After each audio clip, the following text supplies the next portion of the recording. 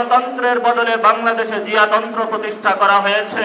জনগণের হাতে এখন বালতি ধরিয়ে দিয়েছে, রাস্তায় সিরিয়াল ধরিয়ে দিয়েছে। বাংলাদেশের মানুষকে জিয়া ফ্যামিলি থেকে উদ্ধারের জন্য যে সংগ্রাম, সেই সংগ্রামের সবাই ঐক্যবদ্ধ হবেন। 17 বছর আমরা অপেক্ষা করেছিলাম বাংলাদেশে গণতন্ত্র প্রতিষ্ঠা হবে, কিন্তু 12ই ফেব্রুয়ারি বাংলাদেশে যেটা প্রতিষ্ঠিত হয়েছে সেটা গণতন্ত্রের বদলে বাংলাদেশে জিয়াতন্ত্র প্রতিষ্ঠা করা হয়েছে।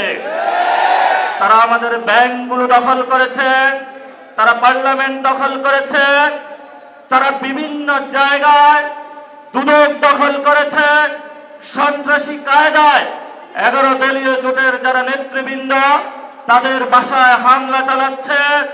জনগণের যে অধিকার রয়েছে, যেই ভিত্তিতে জনগণ ভোট দিয়েছিল, জনগণের হাতে এখন বালতি ধরিয়ে দিয়েছে, রাস্তায় সিরিয়াল ধরিয়ে দিয়েছে।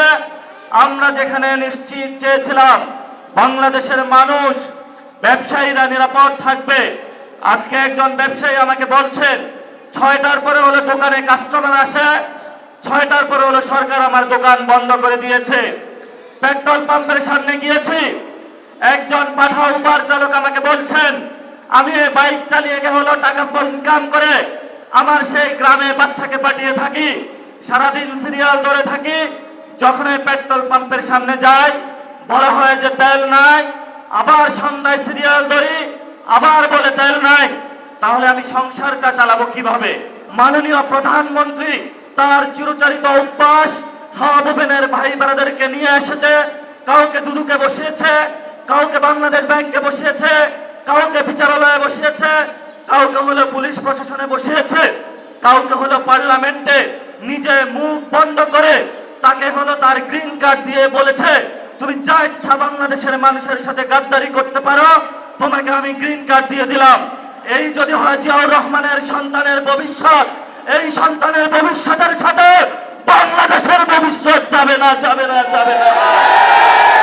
বাংলাদেশের ভবিষ্যৎ যাবে উসমান আলীর পথে, বাংলাদেশের শান্তির পথ যাবে আমাদের 71-এর শহীদদের পথে, বাংলাদেশের ভবিষ্যৎ যাবে 24-এর গণ অভ্যুত্থানের শহীদদের পথে। যদি এই পথে বাধা হয়ে দাঁড়ায় আমরা তাদেরকে প্রতিরোধ করতে প্রস্তুত আছে ইনশাআল্লাহ। বাংলাদেশের মানুষকে জিয়া ফ্যামিলি থেকে উদ্ধারের জন্য যে সংগ্রাম, সেই সংগ্রামের সবাই ঐক্যবদ্ধ হবেন, রাজপথে থাকবেন, লড়াই চলবে দুর্বার গতিতে। আসছে ফাগুনে, বসন্ততে, আগামীর দিনগুলোতে দ্বিগুণ, তিনগুণ, চতুর্গুণ হয়ে ইনশাআল্লাহ আমরা মাঠে ফিরব। খবরের কাগজ, নিখাত, নির্ভীক, নিরপেক্ষ।